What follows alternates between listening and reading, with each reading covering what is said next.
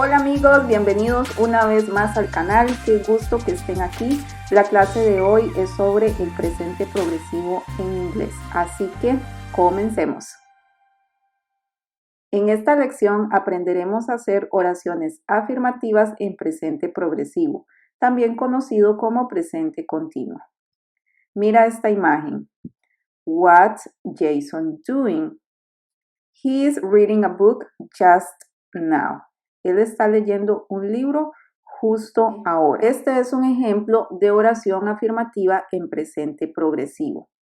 Para hacer oraciones afirmativas, lo primero que tenemos que mencionar es el sujeto de la oración, es decir, de quién estamos hablando. Podemos mencionar un sustantivo, nombre de persona, cosa, animal o lugar, o mencionar el pronombre sujeto que lo representa.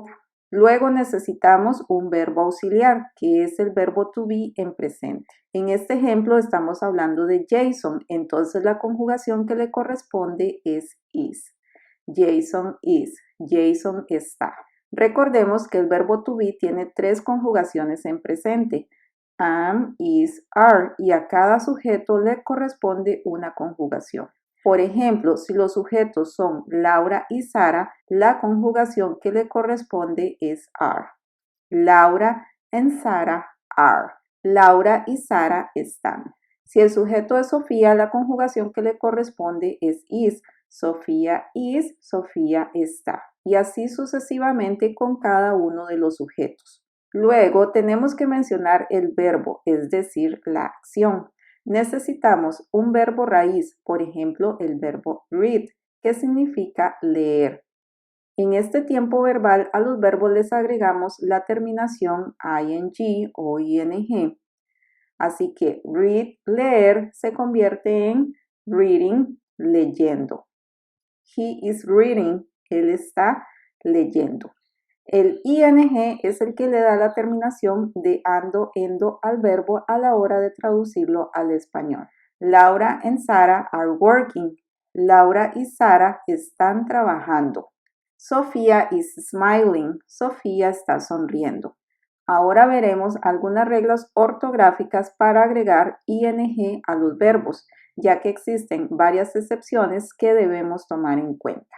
La regla general es que a todos los verbos les agregamos ing al final. Por ejemplo, el verbo eat, comer, eating, comiendo.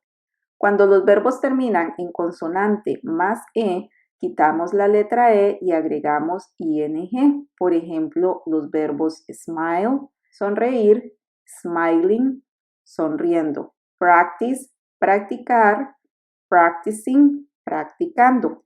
Excepción del verbo to be, que significa ser o estar, aunque termina en e, solo debemos agregar ing.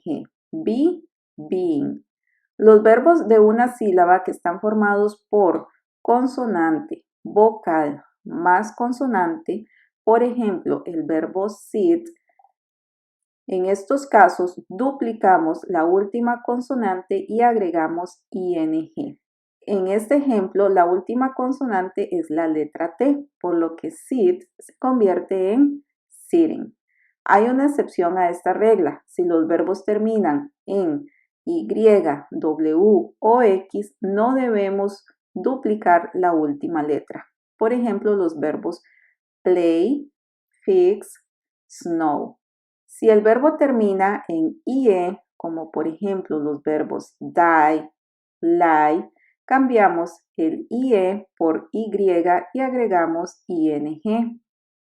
Die, morir, dying, muriendo.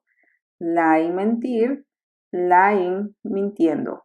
Si el verbo tiene 2 o más sílabas y la última sílaba es acentuada, duplicamos la última letra. Por ejemplo, el verbo forget tiene 2 sílabas y la última sílaba es acentuada, es decir, al pronunciarlo suena más fuerte. En este caso, duplicamos la última letra. Forget, olvidar, forgetting, olvidando. Ahora hablaremos sobre el complemento. El complemento es esa información adicional que enriquece la idea. Por ejemplo, Jason is reading a book. A book es el complemento. Laura and Sara are working with their friends. Además, Al complemento podemos agregarle expresiones de tiempo. En presente progresivo o continuo podemos usar las expresiones de tiempo para indicar que la acción se está llevando a cabo al momento de hablar. Esas expresiones de tiempo son now, ahora, right now, ahora mismo, at the moment, en este momento, just now, justo ahora. Jason is reading a book right now. Jason está leyendo un libro justo ahora.